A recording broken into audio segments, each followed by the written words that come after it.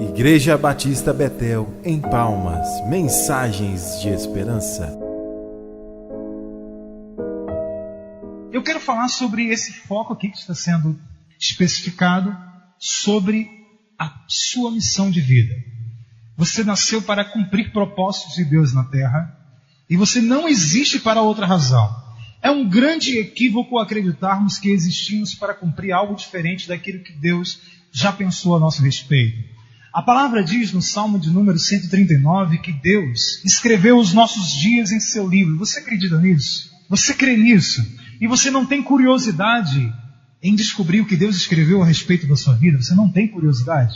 De fato, Deus colocou a sua palavra para que você conheça de forma muito clara os desígnios, os propósitos que Ele tem para a sua existência. E eu espero ser um canal de Deus na sua vida para que você possa despertar e entender que a sua vida gira em torno do cumprimento de uma missão. Eu quero iniciar com o texto de 1 João, capítulo 4, versículo de número 8. Na noite de hoje eu quero compartilhar com vocês sobre a importância de ganhar pessoas por meio dos nossos relacionamentos. A palavra de Deus diz assim: aquele que não ama, não conhece a Deus, porque Deus é amor. Olha como é fácil de entender isso que eu vou colocar nessa noite. O Deus que é amor, Ele criou homens e mulheres à sua imagem e semelhança. A Bíblia diz no capítulo 1, versículo 27 de Gênesis o seguinte: e criou Deus o homem à sua imagem e à sua semelhança. E a imagem de Deus os criou, homem e mulher. Então notem com muita atenção que o Deus que é amor criou seres amorosos, sim ou não? A imagem de Deus sou eu e você. A semelhança de Deus somos nós. E o Deus que é amor criou homens e mulheres à sua imagem. Então percebam com muita atenção, toda pessoa amorosa é uma pessoa que ama os relacionamentos. Deus, por ser uma pessoa amorosa, criou filhos relacionais. E ao criar o homem e a mulher à sua imagem, Deus criou seres amorosos e relacionais como Ele é. É fácil de entender isso, sim ou não? Muito fácil de entender. E Deus é tão relacional, Deus é tão amoroso, que Deus criou um filho na terra para com ele estabelecer uma relação de amor. Exemplo disso, em Lucas capítulo 3, versículo 38, uma passagem da Bíblia um pouco desconhecida de muitos. Por quê? Porque é aquele tipo de parte da Bíblia que a gente lê de forma muito rápida, a genealogia. E na genealogia de Jesus, em Lucas capítulo 3, versículo 38, termina da seguinte forma: filho de Enos, filho de Sete, filho de Adão, Adão, filho de Deus. Então, pare e pense comigo. Deus, que é amor, criou um filho na terra, uma filha na terra, para com estes filhos estabelecer uma relação de amor que envolve todo o seu ser e que também espera desses filhos um amor que envolve todo o ser desses filhos. Por isso, chegamos a uma conclusão muito óbvia, muito clara de ser entendida. Deus ama se relacionar. E neste relacionamento com Adão como filho, diz a Bíblia no capítulo 3, versículo de número 8, quando ouviram a voz do Senhor que andava no jardim pela virada do dia, aprendemos que Deus tinha então um hábito amoroso de se encontrar com Adão, seu filho, com Eva, sua filha, na virada da tarde. Isto é relacionamento. Então um Deus que é relacional, criou seres relacionais. Por essa razão, nós estamos aqui juntos. Por essa razão você tem vizinhos e vizinhas. Por que você não decidiu morar então isolado em um desses montes, lá na serra, num lugar mais isolado? Porque você precisa de pessoas, assim como eu preciso de pessoas. Porque em sua essência corre amor e relacionamentos. Com isso nós aprendemos que como humanos nós dependemos de dois importantes relacionamentos. Eu vou dar um exemplo. Adão estava só, sim ou não? Adão estava só de uma relação humana. Mas Adão não estava só de Deus, porque Deus era pai de Adão. E Adão sente a necessidade de estabelecer uma relação horizontal. Adão é carente de um relacionamento humano, de um relacionamento semelhante. Com isso nós aprendemos que existimos para viver dois tipos de relacionamentos. Um relacionamento com Deus e um relacionamento com as pessoas. E quando nós entendemos que isso faz parte da nossa essência, quando compreendemos que parte da nossa missão na Terra é amar a Deus e amar as pessoas, tudo fica claro para mim e para você. Por isso eu faço uma pergunta, que essa pergunta vai facilitar significativamente tudo o que eu vou falar nessa noite. Você compreende que você é um ser relacional? Você entende que pessoas dependem de vocês, porque elas também são relacionais? Se você entende isso, Deus vai mover você, iniciando no dia de hoje, até o dia do estabelecimento das casas de paz nessa igreja, para que você entenda que existe alguém nessas quadras, nessas ruas, que está esperando um toque seu, esperando uma pessoa amorosa como você é, alguém que foi feito à imagem e semelhança de Deus para, em cumprimento de uma missão, estabelecer uma evangelização por meio dos relacionamentos. Você entende isso? Diga em seu coração sim. Vamos orar juntos. Pai, eu estou diante de filhos e filhas criados à sua imagem e semelhança. Aprendemos essa noite que o Senhor é amor. E entre as pessoas da Trindade, Pai, Filho e Espírito Santo, o Senhor vive um relacionamento amoroso nas pessoas santas da Trindade. Assim o Senhor criou um filho na terra e uma filha, e com eles o Senhor estabeleceu uma relação de amor. E a sua imagem e semelhança, nós somos seres relacionais. Por isso pedimos que o Senhor use esse tempo para nos fazer entender a necessidade de cumprir nossa missão, de ganhar pessoas para o Senhor Jesus. Amém. Abra sua Bíblia, por favor, no capítulo 4, versículos de 18 a 21 de Mateus.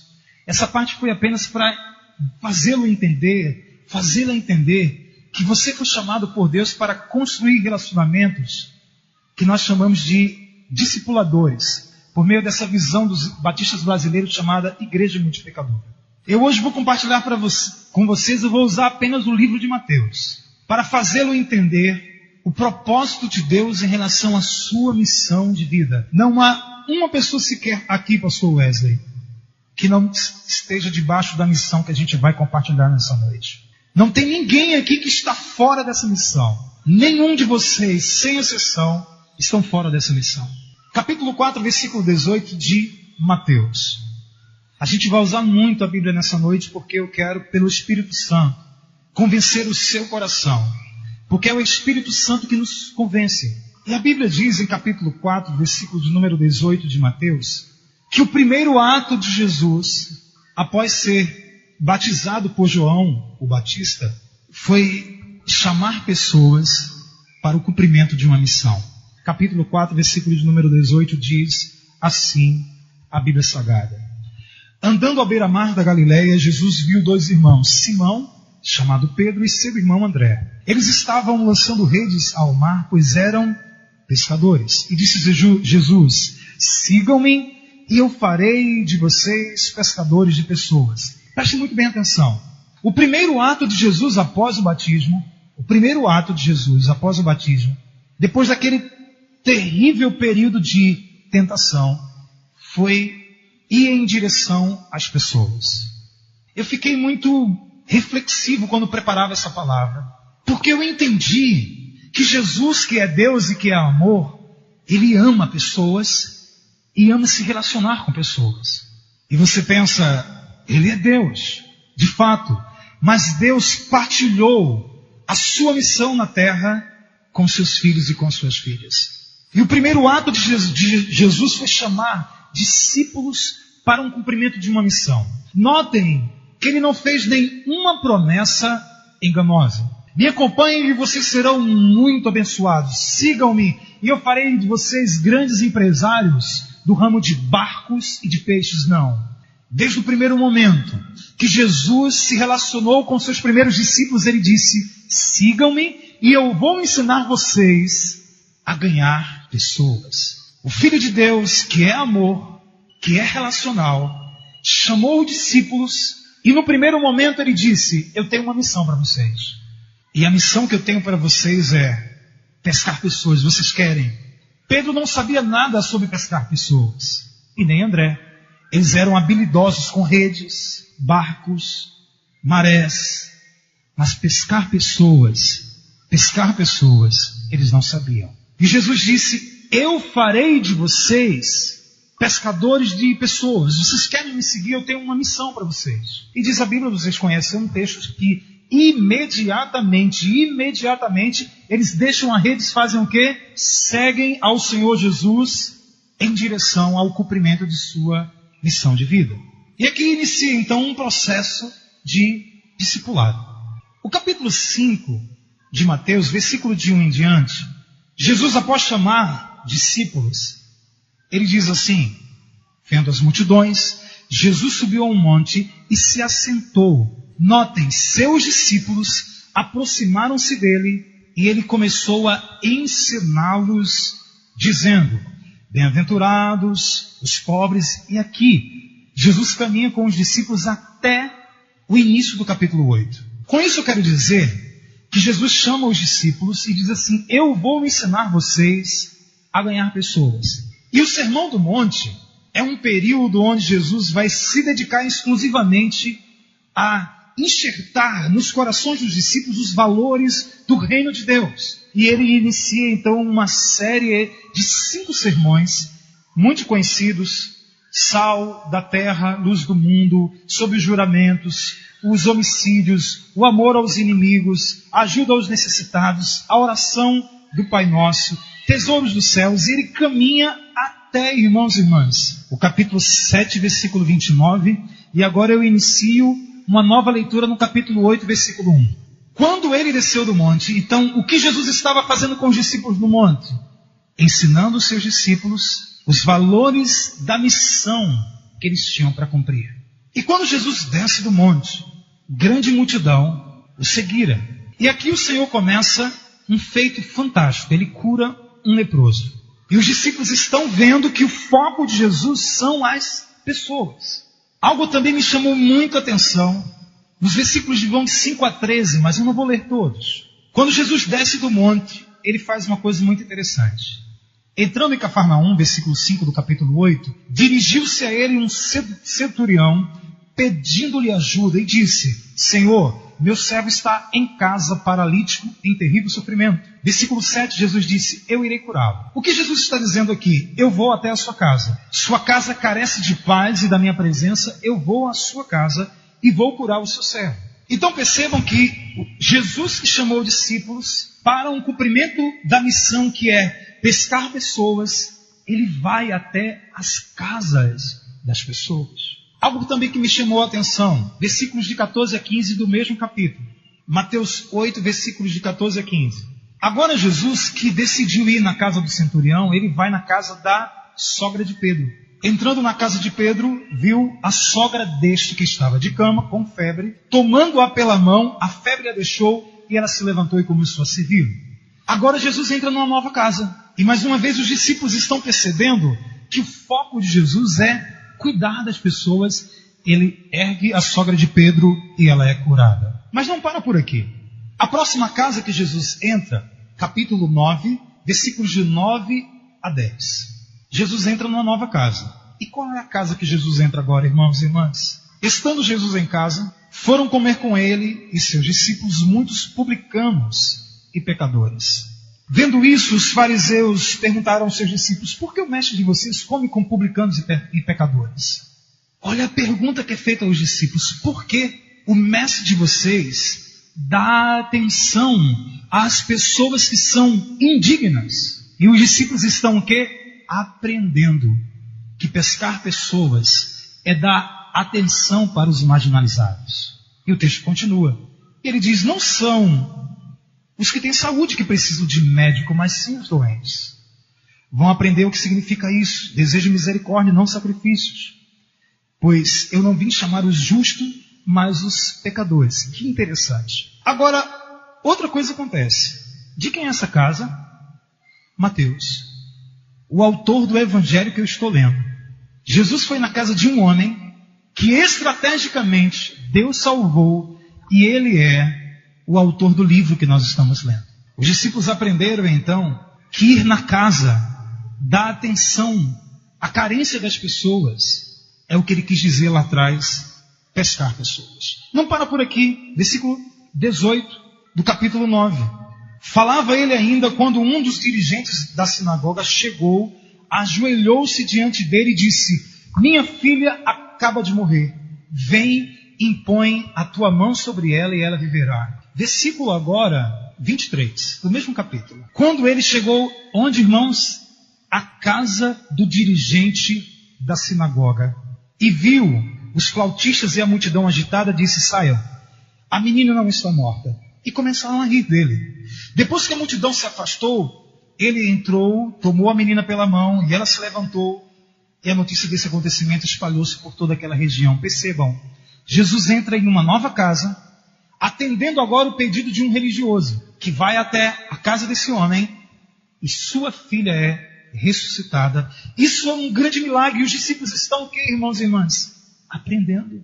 O mestre não é preconceituoso. O mestre também consegue atender as pessoas de outras religiões. E a história continua. Capítulo 9, versículo 27. Mais uma vez, saindo dali 2 cegos, o seguiram chamando: filho de Davi, tem misericórdia de mim. Versículo 28. Entrando ele em casa. Gente, que interessante. Jesus vai direto na casa das pessoas. E o que ele faz lá? Cura 2 cegos. E você diz assim: pastor, tá bom, mas Jesus não para. Capítulo 9, é 9:35. E depois de Jesus entrar em várias casas, ele agora passa por todas as cidades e povoados, ensinando nas sinagogas, pregando as boas novas do reino e curando todas as enfermidades e doenças. Agora pare e ouça com o seu coração. Ao ver as multidões, gente, é o tempo todo isso. Jesus procura pessoas. Ele teve compaixão delas, porque estavam aflitas e desamparadas como ovelhas sem pastor. Sabe o que está acontecendo aqui? O Filho de Deus, Jesus, reconhece que a missão é muito grande e existem poucas pessoas que cumprem a missão. Você está entendendo o que está acontecendo? E ele diz para os seus discípulos: clamem, roguem ao Senhor da seara que mande mais pessoas para estarem conosco no cumprimento dessa missão. Rogai, pois, ao Senhor da seara que envie mais trabalhadores para a seara, porque ele identifica que a pessoa humana carece de relacionamento. E não tem gente. E não tem pessoas. E eu quero pensar que depois que eles rogam, o grupo apostólico cresce. Porque no primeiro momento eram 4, com a adesão de Mateus, 5 pessoas em missão. E agora no capítulo 10 de Mateus, chamando seus 12 discípulos, deu-lhe autoridade para expulsar espíritos imundos e curar todas as doenças e enfermidades. Olha que legal. Lembram daquele primeiro momento, 4:18? Me acompanhem e eu vou fazer de vocês pescadores de homens. Jesus sobe ao monte, fica com os discípulos, ensina os valores do reino, eles aprendem os valores do reino. Jesus desce do monte e começa a curar, libertar pessoas. E os discípulos estão o quê? Vendo. E agora ele diz: chegou a vez de vocês. Vivam parte da missão que eu chamei para vocês cumprirem. A autoridade que o Pai me deu, eu delego a vocês. Vocês recebem então a autoridade para expulsar espíritos e curar todas as doenças como eu fiz. E aqui dá o nome de todos os discípulos, 12 ao total. E Jesus, no versículo 5, os enviou com as seguintes instruções. Ele dá algumas instruções. O versículo 8, ele fala sobre curar enfermos, ressuscitar pessoas e tal. Ele vem falando. Agora, o que chama a minha sua atenção está aqui no versículo de número 12. Ao entrarem numa casa. Olha que interessante. Jesus andou por casas, irmãos. Muitas casas. E agora Jesus envia os discípulos a que lugar? A uma casa. Este mesmo capítulo, em Lucas, Jesus diz assim: ao entrarem numa casa, digam: a paz seja sobre esta casa. Este é o capítulo que em nossa igreja mobiliza um movimento que nós chamamos de Casa de Paz. Nós ensinamos aos nossos irmãos que eles existem para construir relacionamentos e por meio dos relacionamentos construídos e aprofundados, eles evangelizarem estas pessoas. E os discípulos foram enviados às casas. E diz o texto que depois de um período de evangelização nas casas, eles voltam celebrativos, jubilosos, diante do cumprimento da missão. Você lembra de Mateus capítulo 4, versículos número 18? E como é que termina o livro de Mateus, capítulo 28? Me acompanhe, por favor. Olha como Mateus termina, irmãos. O primeiro momento é o que eu chamo aqui de grande chamamento. Esse último momento do livro de Mateus é o que nós conhecemos por grande comissão. Capítulo 28 de Mateus, versículo de número 16. Olha que informação importante. Diz a palavra: os 12 discípulos foram para a Galileia, para o monte que Jesus lhe indicara. Olha que interessante. Em que lugar começou a relação de Jesus com os discípulos? Na Galileia. Em que lugar Jesus ensinou os discípulos? Em um monte na Galileia. Depois de morrer, ressuscitar, ele se encontra novamente com os discípulos na Galileia e novamente com os discípulos no monte. Eu quero até pensar que Jesus usou o mesmo local. Eu não tenho nenhuma informação bíblica para dizer foi o mesmo monte. Mas no mínimo, a mesma ideia foi. Porque o monte é um lugar de capacitação, de santificação para o cumprimento da obra. No primeiro momento, Jesus informou os valores do reino. Agora ele chama os discípulos de novo para o monte e diz assim: portanto, vão e façam discípulos de todas as nações, batizando-os em nome do Pai, do Filho e do Espírito Santo e ensinando-os a obedecer a tudo que eu lhes ordenei, e eu estarei sempre com vocês até o fim dos tempos. Que fantástico, irmãos. Agora ele está dizendo: vocês se lembram, há 3 anos atrás, quando eu disse para vocês que os ensinaria a pescar pessoas? Vocês lembram da missão que eu dei para vocês? Sim, Senhor, lembro. Agora é a hora. Vão e façam discípulos. E na mente deles, fazer discípulos era algo muito fácil de ser entendido. Por quê? Porque eles estavam reproduzindo, eles reproduziriam aquilo que Jesus fez com eles.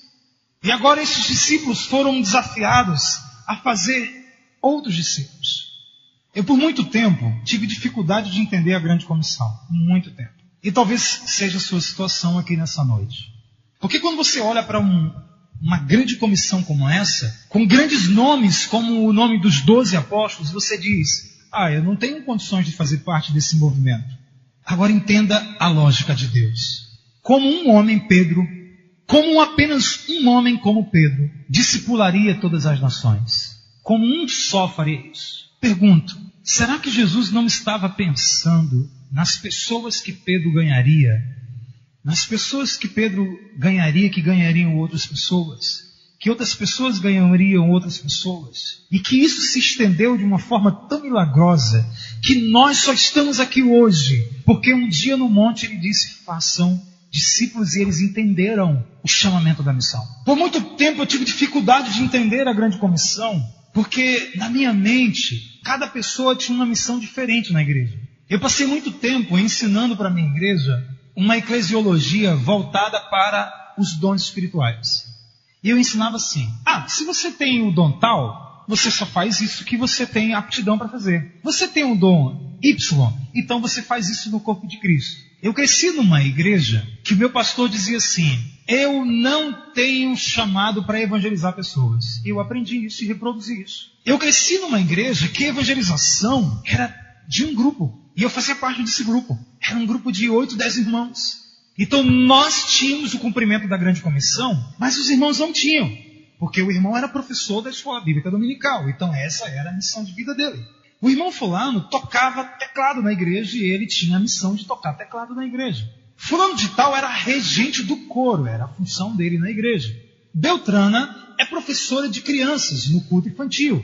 Então essa é a vocação de vida dela. E eu passei muito tempo reproduzindo esse pensamento de igreja. E como o meu pastor, eu dependia que alguém levasse amigos, visitantes para a igreja, para que eu usasse o púlpito para evangelizar os amigos dos irmãos da igreja.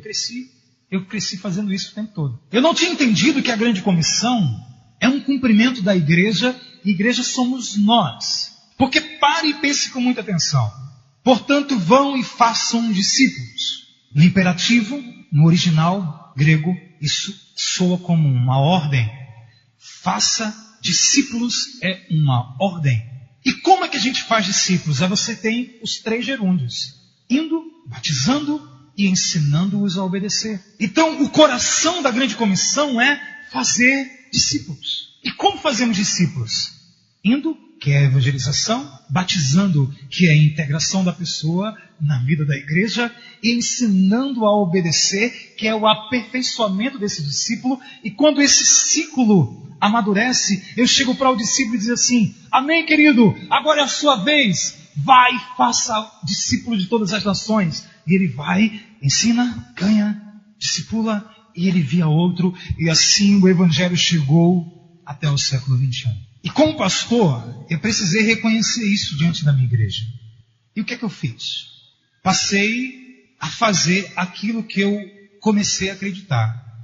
Eu, como pastor, preciso ganhar pessoas para Jesus, para que os irmãos vejam e imitem o meu procedimento. E foi o que eu comecei a fazer. E há 3 anos atrás eu estou vivendo essa revolução, eu estou me reapaixonando pela missão de Deus. Porque a missão de Deus, irmãos, ela é inalterável, é a mesma para nós hoje. Então você que me escuta, todas as funções que você exerce na igreja são muito importantes. Mas a sua missão de vida maior é fazer discípulos. E quando você entende isso, como eu entendi, aí eu precisei despulpificar o evangelismo. Não existe nem essa palavra, mas você entendeu o que eu quis dizer. Porque antigamente era muito cômodo. Convidem pessoas. Aí eu evangelizava as pessoas dentro do templo. E quando eu comecei a ler a Bíblia como eu li, eu via Jesus indo nas casas das pessoas. Eu via Jesus indo em direção às pessoas. Eu via ele se deslocando ao sofrimento das pessoas. E eu ficava lá todo bonitão no domingo à noite, bem arrumadinho. Quem quer aceitar Jesus? Ninguém levantava a mão. Por quê? Porque ninguém chama não crente para a igreja. Então todo culto não tinha um visitante. Deixei de fazer apelo à conversão, porque não tinha visitante. Aí o que foi que aconteceu? Eu comecei a ter uma experiência de voltar a fazer o que eu fazia naquele grupo de evangelismo da minha igreja. E sabe o que eu fazia? Eu era um jovem de 20 anos, acho que talvez alguém tenha essa idade aqui. E eu aprendi com um outro irmão. Hoje ele é pastor, Felipe. Felipe era um jovem de oração cheio do Espírito Santo. E nós estudávamos o 2º grau. Ele dizia assim: você vai fazer o que hoje à tarde? Eu disse: eu estou livre, eu vou passar na sua casa. Felipe chegava com um short, era o visual dele, a camisa do Corinthians e o violão, e chinela havaiana. E Felipe me levava para evangelizar pessoas na rua. Felipe parava, irmãos, pegava o violão e cantava assim: hoje alguém chamou seu nome para mim. E dizendo, cantava para as pessoas, e Felipe olhava e dizia assim: porque Deus amou o mundo de tal maneira que deu seu filho unigênito e tal. E eu ficava olhando para aquilo. E certo dia, Felipe me levou para um ônibus, sentou na cadeira da frente. Quando o ônibus pegou uma linha contínua, ele se levantou e disse assim: pessoal! Ele era bem extravagante. Todo mundo olhou para ele. Eu não estou aqui para pedir dinheiro, mas estou pedindo 1 minuto da sua atenção. Porque Deus amou o mundo de tal maneira que deu o seu Filho unigênito, para que todo aquele que nele crê não pereça, mas tenha a vida eterna. E porque João 3, tal. E eu ficava: meu irmão, beleza. Quando foi um dia, Felipe disse: hoje é sua vez.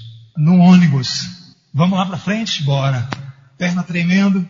E eu me lembrando como é que o Felipe fazia. Novo na fé, 5 meses de igreja. Me levantei. Eu era bem gago. Eu estou até melhor hoje. Fiz a mesma coisa. Pessoal! Não vim aqui para pedir dinheiro, não sei o quê. Pá. Gostei da coisa. E comecei a ganhar gente para Jesus. Fui para um movimento semelhante ao DR, ou a Trans. Passei 1 mês no sertão, ganhando pessoas para Jesus. Evangelizando as ruas, batendo nas casas, fazendo estudo bíblico. Isso tinha 21 anos de idade.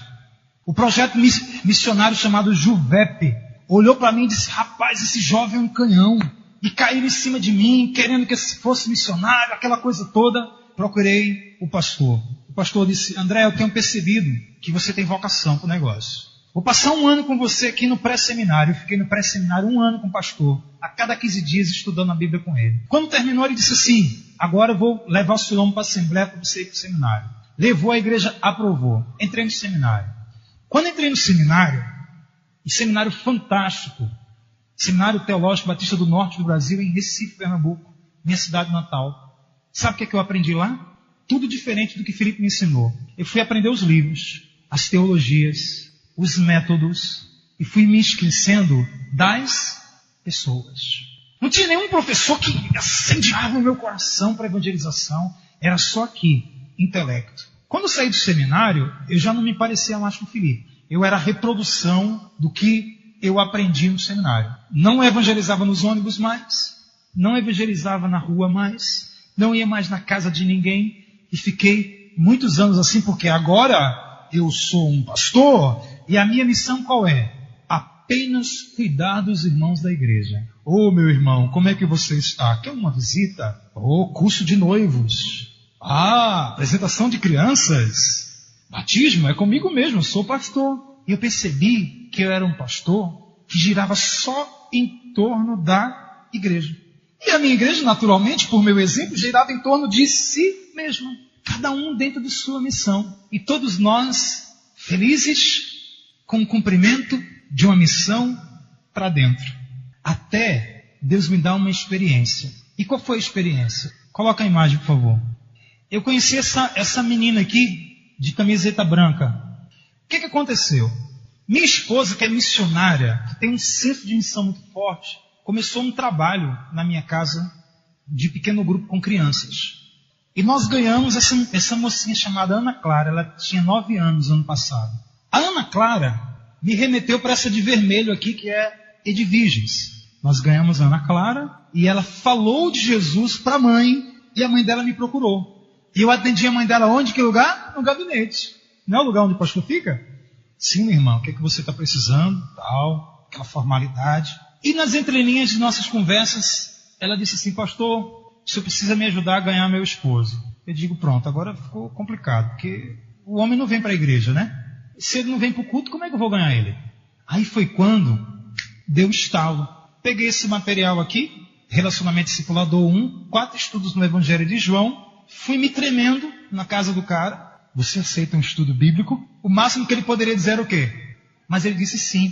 E eu entrei na casa dele, há 1 ano atrás. Eu entrei na casa dessa família, sentei no sofá dela, abri a palavra de Deus como Jesus abria, ensinava, e eu comecei a fazer evangelização com essa família.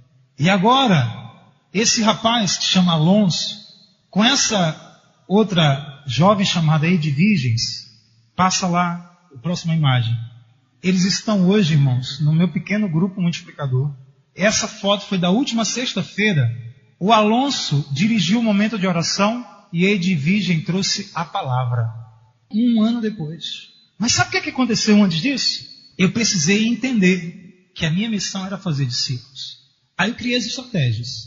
Descobri que ele tem uma empresa, um mercado oriental, lá na JK. Eu digo, como é que eu faço amizade com esse cara? Fui lá comprar comida oriental, meus irmãos. Você acha que você sei fazer sushi? Mas eu fui lá para criar um relacionamento com ele. Cheguei lá, bom dia. Antes de chamar ele para o estudo bíblico, bom dia, tudo bom? Comprei o arroz, 5 quilos de arroz, 2 quilos de arroz assim. Comprei o rachid, aquele pauzinho. Cheguei em casa, o José disse assim, que treco é esse aí, rapaz? Eu disse, não, amor, sabe o que é? Que eu estou querendo ganhar o pai da Ana Clara. E beleza, deixei o arroz lá, irmãos.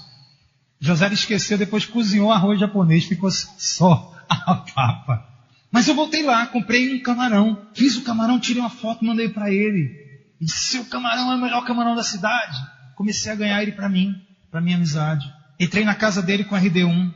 A última notícia deles assim, pastor, nós decidimos, queremos nos casar. Eu vou fazer o casamento deles. Depois do casamento deles, eu vou fazer o batismo deles. Isso é só uma história que eu estou contando para vocês, de muitas outras experiências que nós temos vivido como igreja. É claro, nem todo mundo da minha igreja está nesse movimento. Porque é muito difícil essa mudança de chave. Sabe, esse ser relacional que você é, que gosta de pessoas, mas a gente não aprendeu a ir atrás, a pescar pessoas. Por isso, Deus mobiliza o coração da família pastoral dessa igreja para desafiar vocês em 40 dias a repensarem os valores das vidas de vocês, para que vocês entendam que vocês existem para cumprir um propósito maior do que sua profissão, que você existe para cumprir um intento maior do que o cargo que você tem na igreja. Você foi chamado por Deus para pescar pessoas. Aí, para que isso aconteça, você precisa dar um passo.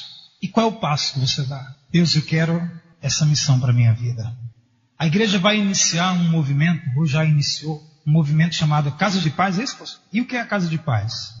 É aquilo que eu fiz há 1 ano atrás com Alonso. Nossa igreja já está, irmãos, há 2 anos. Nós estamos indo para a 3ª edição de Casas de Paz. E se eu trouxesse vocês aqui testemunhos de pessoas assim, entre aspas, comuns, vocês ficariam assim, não acredito. Tem uma menina na minha igreja, chamada Fernanda. A Fernanda é uma menina fantástica. Aqui tem, pastor Wesley, alguma irmão ou irmã que quase não se ouve a voz dessa pessoa, que não fala. Aqui tem, toda igreja tem esse irmão com dom de mudo. Fala só o necessário. Fernanda. A gente discipulou a Fernanda. Ensinamos Fernanda a ganhar outras pessoas. Irmãos, aquela irmã que a gente nem ouvia falar, ela é uma das pessoas da nossa igreja que mais ganha gente para Jesus. Fernanda multiplicou o pequeno grupo multiplicador dela 4 vezes. E está indo para a 5ª multiplicação. Uma outra irmã nunca ganhou ninguém para Jesus, a vida toda. Membro de igreja batista. Nunca ganhou ninguém para Jesus. Eu queria evangelizar uma mulher. E lá, a gente não faz discipulado homem com mulher. Você faz mulher com mulher, homem com homem. E eu disse, eu preciso de uma pessoa, fiz um apelo na igreja, eu preciso de alguém para evangelizar uma pessoa, para fazer os estudos de João. Alguém se dispõe, essa irmã se dispôs. E eu ensinei para ela como é que ela ia fazer. Aí ela foi na casa de uma moça chamada Alzirene. A Alzirene tem uma filha que é da escola da Radassa. Eu já queria ganhar essa pessoa para Jesus. Coloquei essa irmã. E essa irmã começou a ir na casa dessa pessoa e fazer o que eu ensinei. Encontro 1, encontro 2, encontro 3. Quando foi, irmãos, no 4º encontro, eu recebo uma mensagem, eu estava no Multiplique, lá no Espírito Santo, eu recebo uma mensagem. Um áudio dela toda feliz. Pastor, aleluia! Pela primeira vez eu fiz uma discípula. Aí eu fiquei pensando, primeira vez? Mas você esteve a vida toda na igreja? Primeira vez? Hoje em dia, irmãos, ela é líder de um pequeno grupo que em 3 meses se tornou um dos pequenos grupos que mais ganha pessoas na nossa igreja. Aí eu poderia contar muitas histórias, o tempo não dá. De criança ganhando criança para Jesus. De jovens ganhando os outros jovens para o Senhor. Por isso que eu parei com você e talvez fique até cansativo lendo tantos versículos. Porque com isso eu queria, diante da palavra de Deus, convencer seu coração que Jesus ama pessoas. Que Jesus ensinou os seus discípulos a amar pessoas. E ir em direção às pessoas, entrando em suas casas, sentando em seus sofás, abrindo a palavra de Deus e ensinando o Evangelho. Você pode fazer isso com alguém? Você pode fazer isso com um vizinho, com um parente? Você pode repensar nesses 40 dias sua missão de vida? Você consegue entender que você nasceu para algo muito maior do que os próprios anseios do seu coração? Eu acho que você nunca tinha visto Mateus dessa forma como você vê hoje.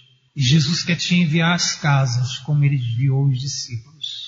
Jesus quer te enviar os doentes como Ele enviou os discípulos. E o mesmo clamor que Ele trouxe em Mateus 9:37, roguem ao Senhor da Seara, roguem ao Senhor da Seara que mande trabalhadores. Hoje, essa carência ainda é presente e real. Pastor, infelizmente, na minha igreja, aqui não será. Quando eu fiz o primeiro movimento de evangelização nas casas, pastor, apenas 16 duplas, 32 pessoas se envolveu de uma igreja que tem mais de 200 pessoas. E meu coração ficou triste.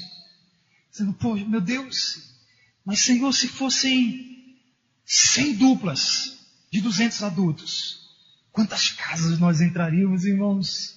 Quantas casas nós entraríamos, irmãos? Uma palavra. Pastor, quantas pessoas tem aqui nessa igreja? Congrega aqui na sua igreja? 100.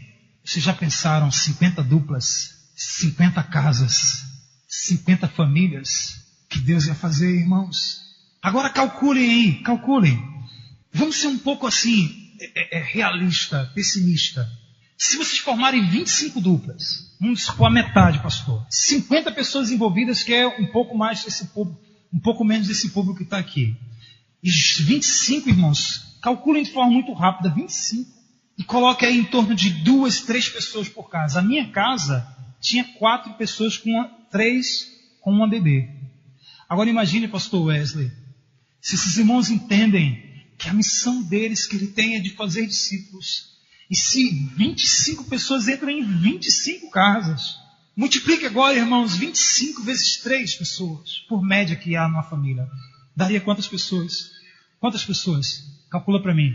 75. Agora eu pergunto, quando na história dessa igreja 75 pessoas foram discipuladas pessoalmente em seus lares, irmãos? Agora imaginem o dia que a igreja fizer uma celebração aqui, 75 pessoas aqui dentro, nem cabe, tem que ir lá para fora. Quando o pastor fizer o apelo à conversão, a pessoa já não é uma estranha para a igreja, porque ela está relacionada com quem? Com você, que é um ser relacional. E na hora que o pastor Wesley lançar as redes, você dá um toque assim, diz assim, você lembra do estudo 4? Esse é o momento de você entregar a sua vida a Jesus. Vamos comigo lá, uma grande multidão vai receber Jesus como Senhor, porque você decidiu instituir um relacionamento discipulador com alguém que precisa de você, que é relacional. É muito fácil, irmãos. Agora eu finalizo com uma palavra muito séria. Diante de tudo que você ouviu, você é responsável. Você é responsável por não ceder ao convite que este homem de Deus vai fazer para você instituir casa de paz. Se você até esse presente momento estava entrando por um ouvido e saindo no outro, arrependa-se e diga, pastor, eu estou com você, me ensine a ganhar pessoas, como Jesus me ensinou a ganhar pessoas. Cumpra a principal razão de sua existência, que é viver para amar a Deus e amar ao seu próximo.